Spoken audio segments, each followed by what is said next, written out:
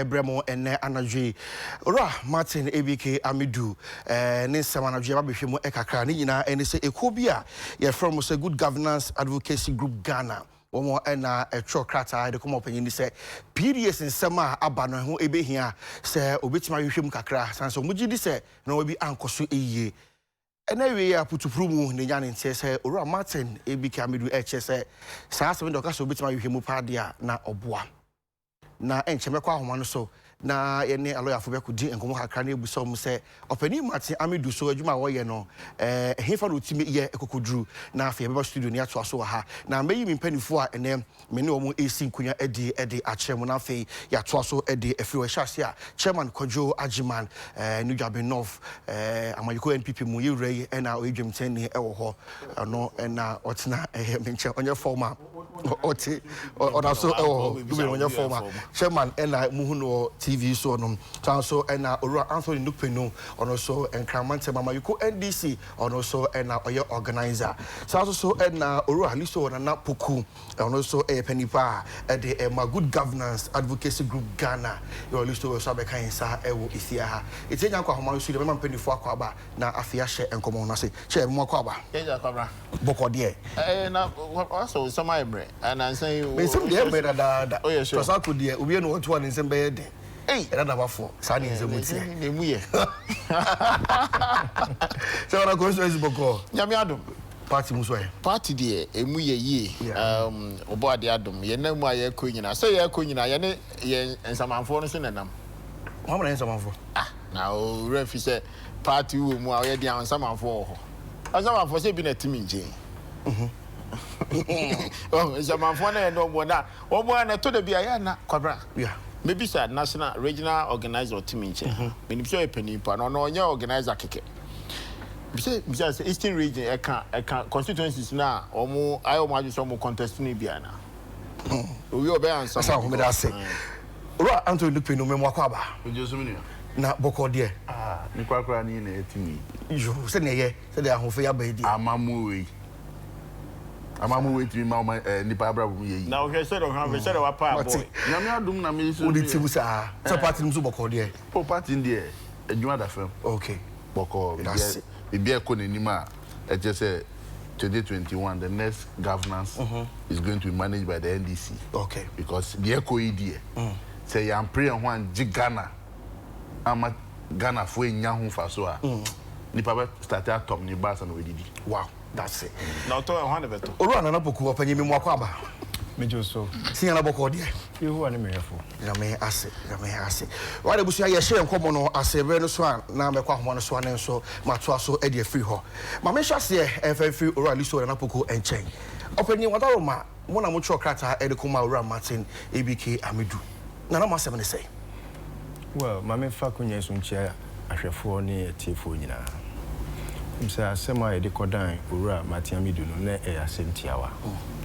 se oman ye japade kese ECG ena se abandada no start bibi se opese ye privatize no ma America aban ba mu de se omo disika bi ba be support okay ye nyina mun kane ansensem na America fo so de em se ye hu omo pen okay omo bo oman ipa wo akwani ase nyina so na mampani kofo apenso na omo hyase e de ade bi e frɛ no Millennium Challenge account eba ebe boama development ahodo e course yeah ti se nyina mkane ansensem na aye ade a na ha oman ni yie pa ti omo ene oman Ghana eto kese ye se omo beba be boayen na nyina mkane ansensem no efre bibi compact 2 enu mum titiriu na ombe pese ombe boa na wo hwe nyinam kanea sector na enioma miensa ene di akotene wo ye generate power okay gridco for a VR for ne IPP for ene generate power na gridco so ombe distribute power no na ECG titiriu yeah and so aboa no I think Gridco transmit ECG as a place transmitted to ECG yeah and other distribution arenas Ako baby. Na ECG so aye distribution. Na omu interest pa titu na any the first two no, the last one on a ECG on a distributive power no. Okay. Nti omu yese omu disika ebeba be shame. Na yem privatizing no. Sene be ya aban control na ewo energy sector ni so no. Ebe free ho. Okay. Nti yati ho yen kan bi nhye na owura mahama apen so no. Osi opeso ma foreign investors 80% share. Na local investors in so omo 20% share. Nti eko baya na ban sisan. Yeah. Ene ba say no. Nana do danko Akufo-Addo, His Excellency. Obomodin ama say Ghana fo a omo yetimamufo no. Ye ba benya 51% share.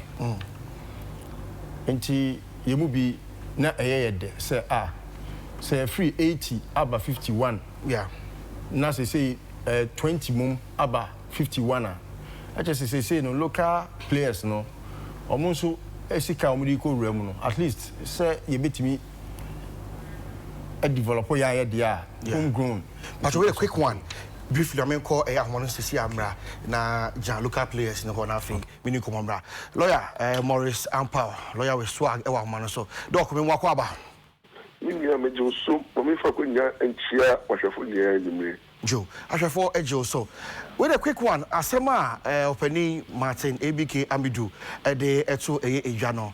Any person bisa say to me I de Emmanuel say on fa enye djuma e wo mamu no ekopemi he chance ko bi petition no e de fa PDS asem no hono so che say otimi hwehwemu. Eti we de briefly ahemfa ene to me no ekodru. Minya to me aye de man no. Parliament limiting Manchamidu to only corruption and corruption-related cases involving politicians and appointees of the government and those who have left office. Meaning, limiting. And it's so sad, say, when they say people's representative, both the minority and the majority, who say government appointees and the politicians, no, they don't only engage in corruption, committing fraud. They engage in thievery, chrono profita. In the appointees, ni public, we know, only corruption. But then the limit of matter only to corruption related cases. And you know, anything being any corruption related cases, matter do know is limited. Because if no, too many in the parliament, you cannot go beyond it. But they say, hey, start to create, and that's limited. A man, bigger jurisdiction, one limited jurisdiction. I think say it was wrong, it was an oversight, or it may be deliberate for members of parliament because they are scared of Manchamidu. The two political parties, MPP and the NDC, they have never been comfortable with the Manchamidu because from the word go when not do your commitment say obey your babano credit bomb out the can say abanado say you know where you the same way with NDC they can say oh and now with that time. Okay. And since then mama Manchamidu ain't a peace of mind. They are frustrating here and there. It means Manchamidu is they are limiting. Okay. Now the way mobile because at the end of the day only me to be no you know the critical impression. And my public say I don't know any idea because when they say obi sika Ghana sika koya we be na utumi ni juma binya. What we should have done was to allow Manchamidu that greater freedom on your vigilante. Okay, very well say. Vigilante, no, he was not limited. Yeah. It was because the way we brain. We are corruption related. Now about when they say thievery, it's about stealing, it's about fraud. Okay. Or I say it's also about unconstitutional way of taking money from the state. And if Manchamidu was able to go all out, but then he created office Amano.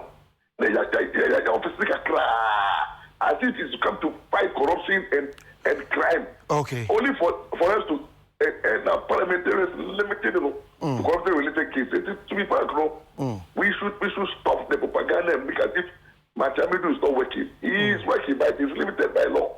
Okay. To chase any money from these politicians. All right. So much wonder. It says on your money be as or say assembly couldn't be no to yes, sir. Yes, definitely, because assembly and for the jurisdiction, no people because we to stop on say is a serious jurisdiction. Okay. And the way to as the say it be the Kotuna or the Mama Yarika quarter can say certain charges to refer to charges because all right. Corruption. Okay. Council, you better also Papa and Anna G. Lawyer Morris Sampa and it's in the canal. Open you to fast for next young queen now you're burning see. It's not lawyer, so yeah. I'm a lawyer, Crow, come as him PMI. Okay. Into your chocoman, no, you per se. You who say corruption related offenses are hodwa. Yen Jesus to say a war the deal now a course so between PDS and the ECG mono. Abai implicated in the matter because una wanye due diligence ama ubiabe bukata. Okay. Now if we say we are see way by ubi anyone wakoto shares ewe japade bi mu a one fa kapranko e bi si da in this world. And this is the first time you making history say ubi beto shares e japade kakraka ti say ECG wo ba one fa kapre one fa 1 cent mi. Okay. And so Ghana for no more shares in the okay. And so you man managing for 5 good months. Accrue money. A more do as we talk, government grant me country say sika say na yetimi accrue and I say PDS I accrue yeah. Me the higher example area muha prepaid and ni parto say quantifier in terms of nominal value sika hodwa amafo atria for power eneno enyi sika ketwa enti ora ma cha video tro koma no and what tro abreye say ono de ni tumi no limited by power and ohwe a person or Troy dated at Palace Hotel, Ouagadougou, Burkina Faso. And also kind of Ghana web, no kind of Ghana web. Now, unim, Dentia Matiamidu, we will not blame him. Okay. Because on kind petition, in details, or jurisdiction, but portions of it, and only jurisdiction. And no, I'm say, a Ghana web now, or kind, okay. But the one now, done officer, air train, no, because now I agree, crossing here, the command of Ouagadougou. Oh, okay. Yes, because that's what Ghana can hold them with the question. Oh, because sir, if Mohammed will not come to the mountain must go to Mohammed. Okay. You know, yeah, you say Kerebeko Ouagadougou, but yeah, channel because heading Obeba. Into a ban of a kind petition now, who say all jurisdiction. Okay, quick one. It's a hand for a partner. Would you say a hot knock on Ubits Mare, Nakabia, or prosecuting or 2 and a mobile on 1K?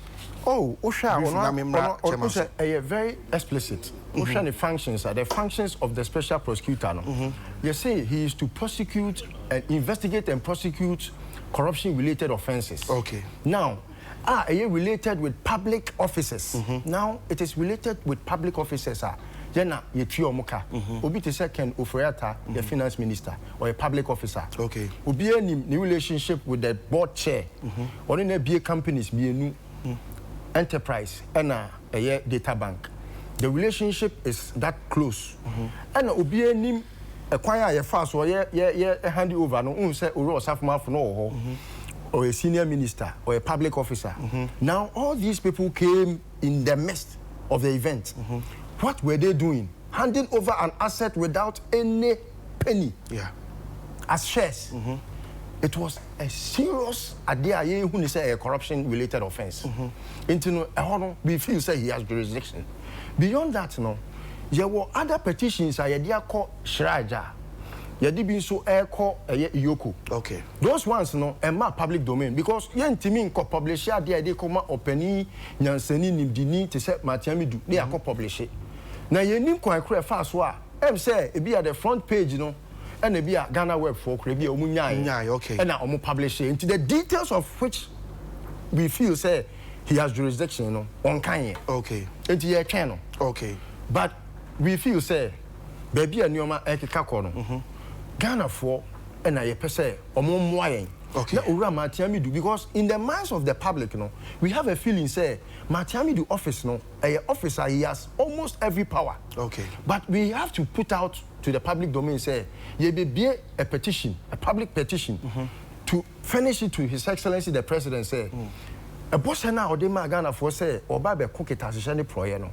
Ura Matiamidu, he's a typical example of nipa you feel say obet ma boa amaketa hye eswati enti no omwaye na Matiamidu powers na ya limited no yemfa ni tumi nyina ma all right na ontimi koketa hye because this is a very typical example of his case okay otimi investigating no prosecutor me gidi say ebe yense na ho say obi mo krono anase onya odose obebo krono e wo man we mu da me da say ora luso wo e na yete no enka no chema me samu akwaba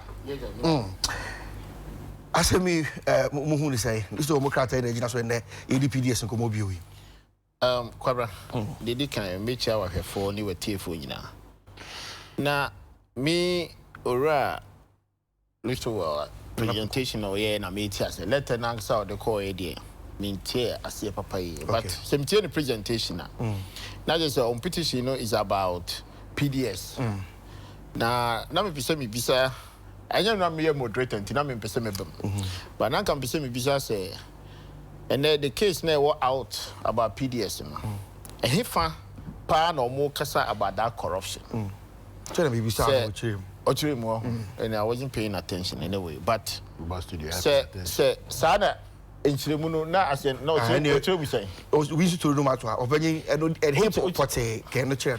You see, Ura Kenoforiata. First of all, you say the powers of the energy minister.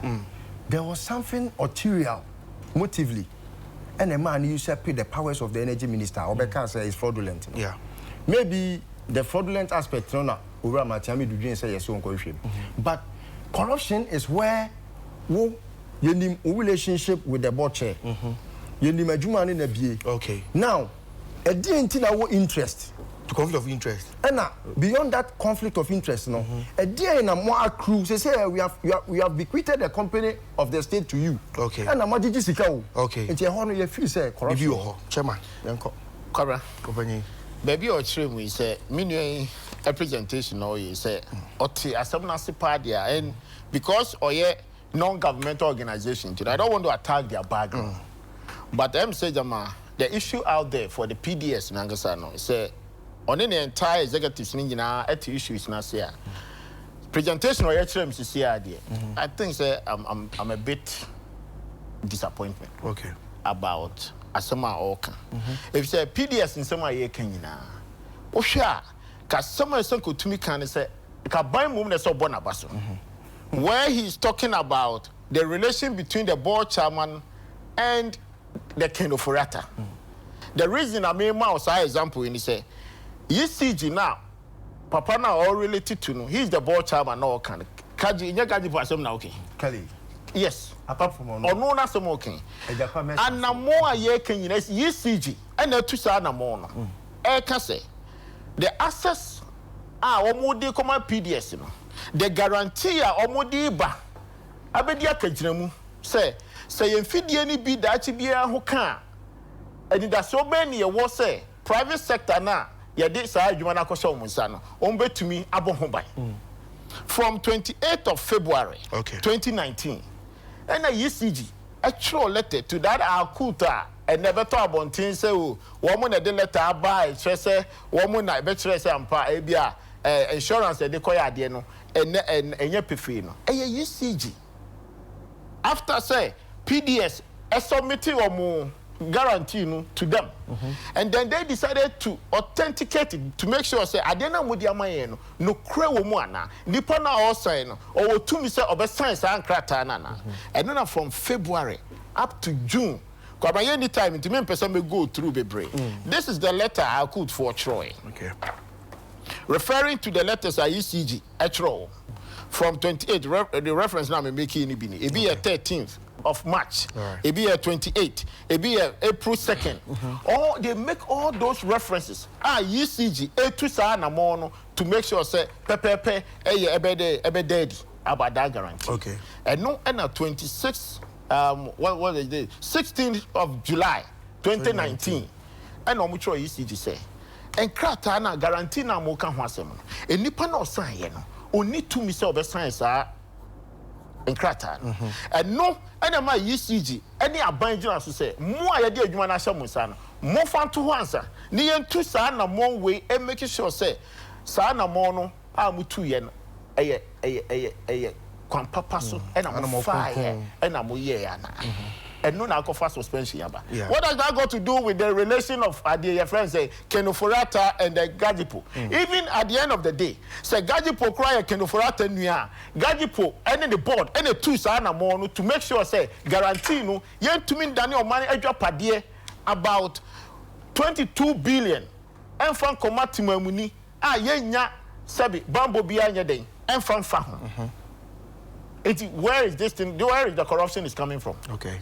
And he found an omina boka. And a more buying 2 years no. What say you to me bona basu say Gajipo ye nanadu niao. Say Kenoforata. Say why no? Nanadu say. What does Auntie Rebecca cry now? And a more mu 2 years no.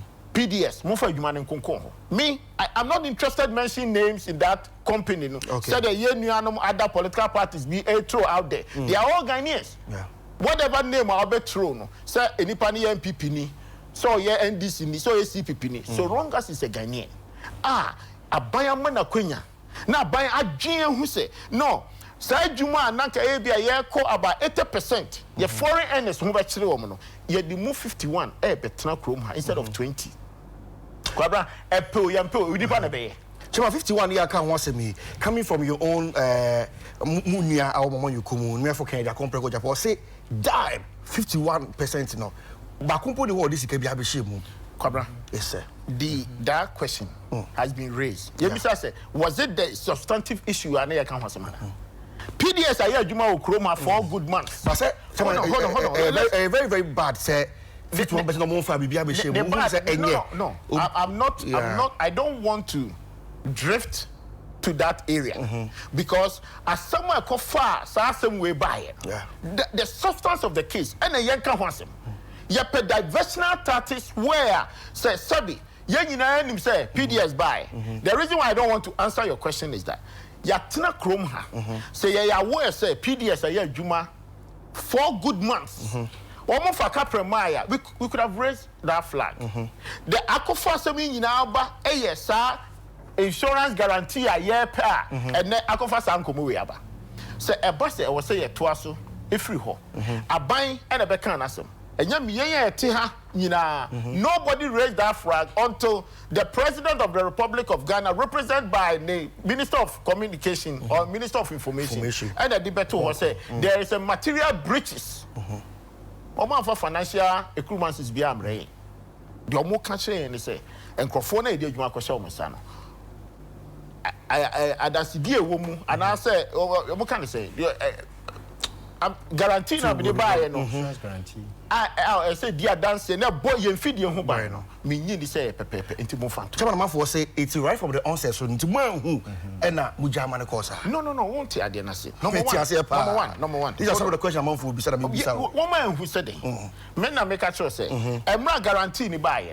Say nye aban way and a ya ban papa ni tu na mo pa. And any ordinary government and coverage guarantee na to. It doesn't mean say na guarantee no be no. This is the guarantee. This is the letter from the media. I guarantee ne buy. Ne buy no and a buy so 200 more to authenticate it. To make sure say guarantee now demand paper na demand no e no crop paper na. It could be saying any aban bi so oyo the guarantee number. Say ko je enko dey ato. Na ka da oye ne beba no. Da to answer back to your fidie no. And na ka be so sankrata we e frankadam. It o tu so sa na mo no hu ye. Ohu ye no.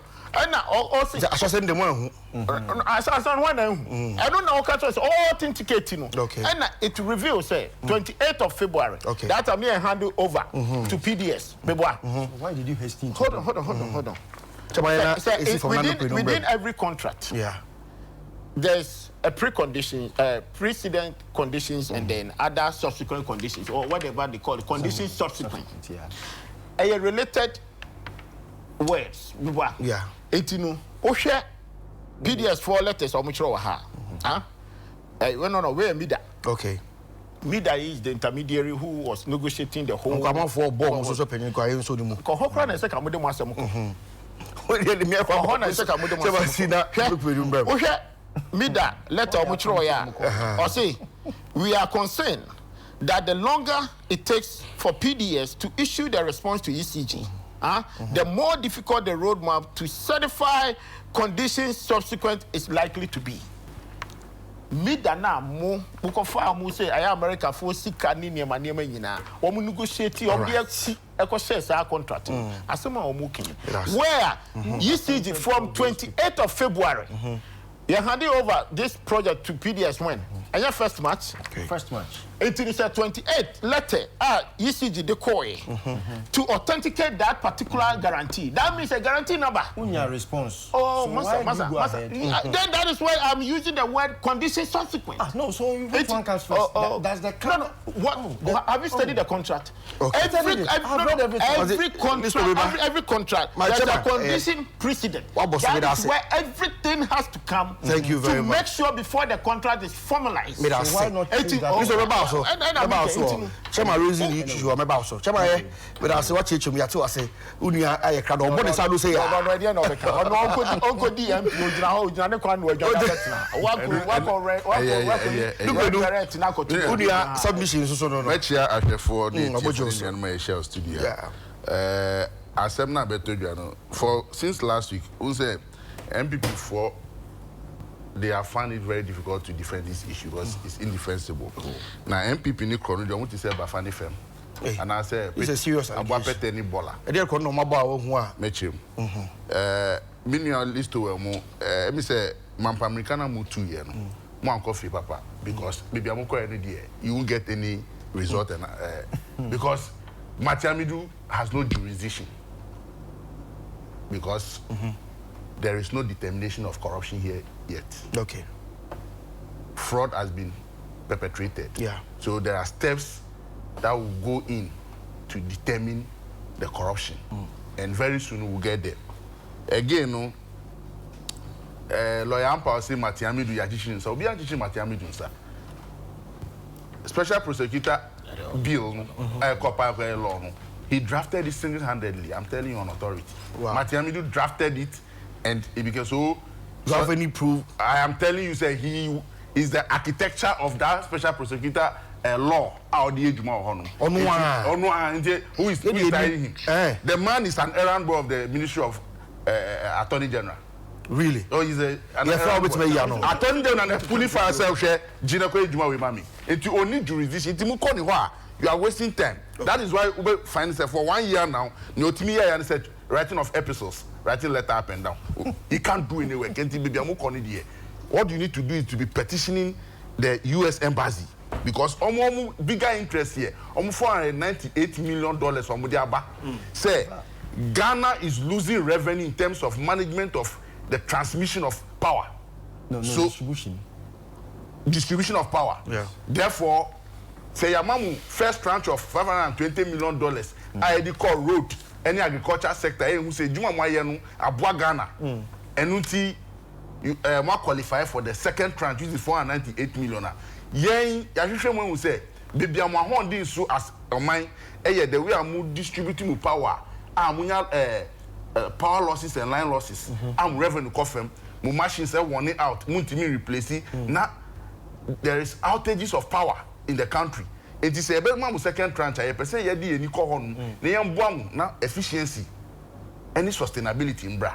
So government of Ghana from 2014 dealing with MCC in all this roadmap till MPP bar power.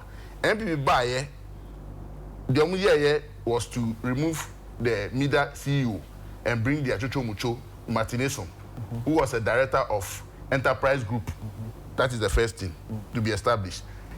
So from there, almost started renegotiate, change the agreement, west by west to the time.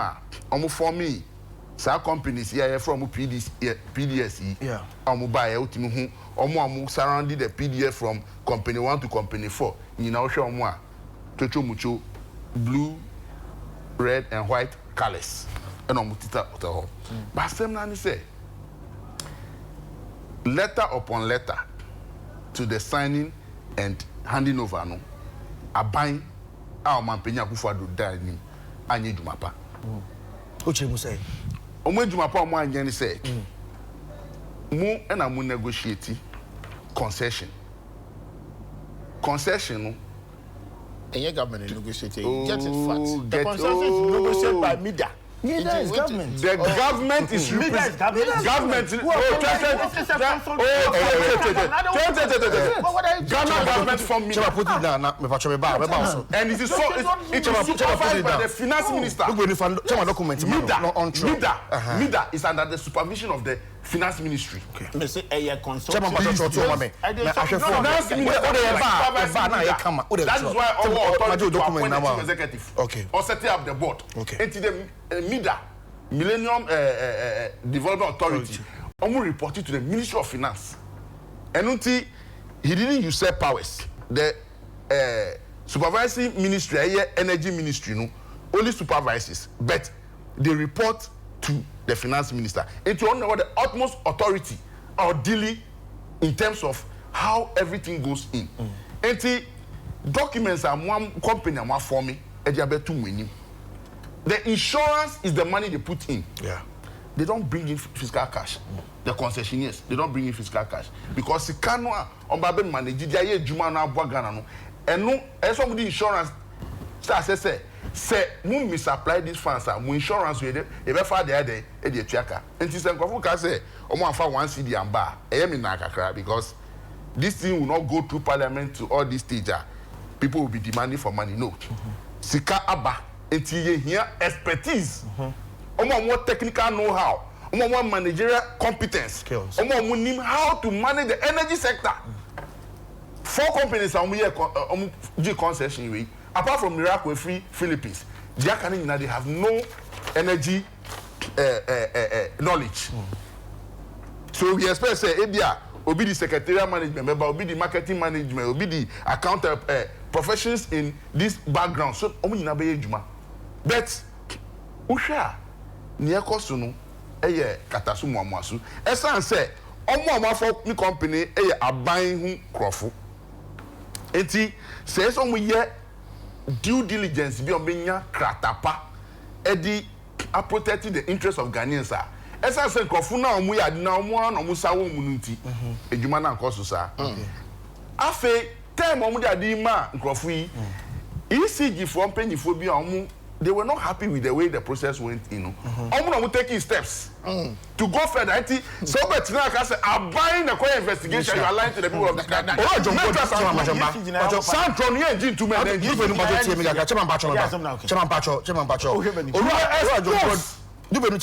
Competent and clueless government. No, listen to me, Chairman Pacho. Orojo Mbodu. No, look at me, Chairman Pacho. Orojo Mbodu, HSM. Much of they say companies are. Now this is money for Unqua. To take you over, say that be. Forget him. You see, let's deal with facts on the issues. Who Pencroft with competence, technical know-how in managing this thing. Now, Nkrofu if you are manoni, I'll bet me aye Jumana Buama Ghana, a fapim, a si honum. Now, we John Munakofa, or more Munibi. And you are not ashamed as a general secretary of a ruling party who has perpetrated crime on the country. Are you not ashamed, John Wedu? Is you not ashamed? Near woman is say, are buying and taking steps to verify the documents. Okay. ECG management, we are happy say, and then $22 million asset. You have a shame of Musa. And your musika, Sikanu free America buying. Now, mu guarantee I'm with say ejuma ye di hye musanu say bibi tochima ochine bia ye betimia use sa guarantee no di sustain ye we nu eno so mu fan buy ba ko fa kata so mo maso kata yi and no mu expose about they've been doing up and down any about up and down okay for as a month as an abaya jatum you got media should go and investigate how come say that they are na junu you pushing upon Kumason Quest as state because someone will expose about the next day say near Simunian Munya was a copala or ready budget. increase. Okay, ochina mo beti ye. But I say, quickly no and yet no can what can be no go see chaba now this to remember na for say you are shorting this country, so don't cover up anything over here. So be no cover my chairman people say buying anya due diligence chairman individuals look when we expose you that's what you accept. You see Okasa oyi nyina oyi did na me person stop no. Baby na all kind incompetence ni ade. Yeah. Incompetence are NDC for ye de ma wo mo no. Enye transferable. I don't some transfer mamo. They be said that is why it's so all kind incompetence and all those things. Incompetence enye transferable. Okay. They are incompetence forever. It tells you in his presentation say asemo wo catch no cry say oh ade no ECG management bi and a koye investigation. ECG why there. If a president, I don't know, as a UCG, no, is appointed why should you take ECG managers? Because that is where the class of the matter is. Maybe it's only the expression the end answer. Look when you hear me.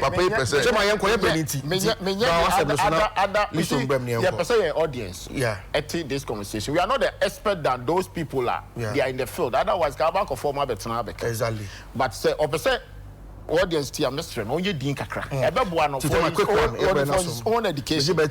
Say, Adiano, when so on Tiasi. Now, so Tiasia, I can the presentation and you see. Me say, so no say, or G2 say UCG4, and the two and among there. On Tiasia say UCG, I bind there. It's 100%.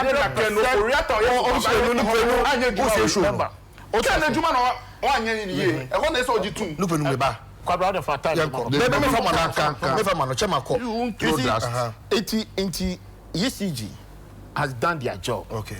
One more year, insurance now we demand here. Insurance in the buy, as I've already explained. Insurance in the buy. One more year follow up.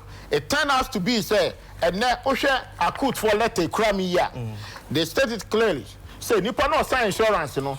He's not a person yet or what authority say oversign. They can throw all names in these transactions. Okay. They can discredit all the Ghanaians. Okay? But say say ya kwaba komwa. Woma omu nuan omu dangote na no beso mu create okromo NDC for no.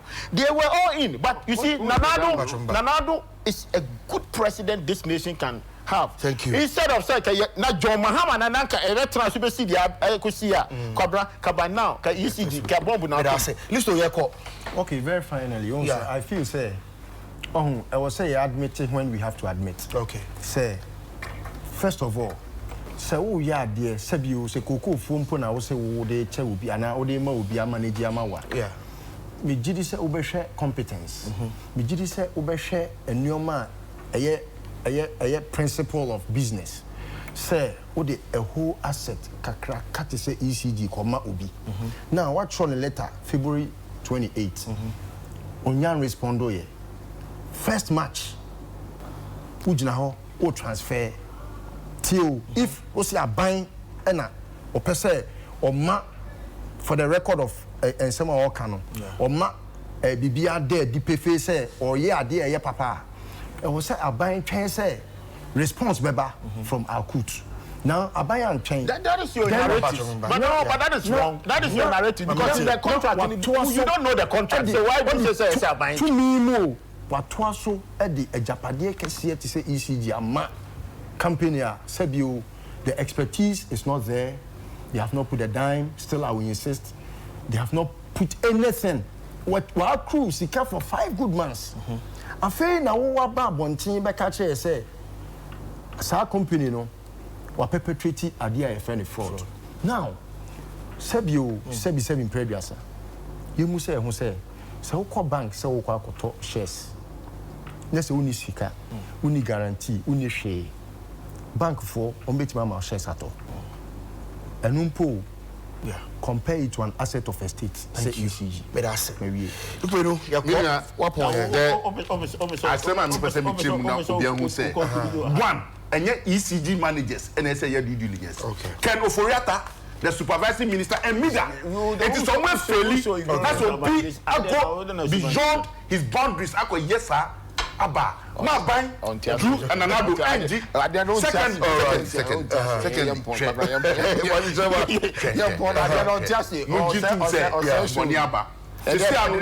Ghana for your interest yes can operata and Ghana frontier how much was accrued within the 4-5 months of PDS collection how much has been disbursed how much is in as at now have they freeze the account freeze what are the steps say Sunday morning in a year Ghana for your media for my home and I'm and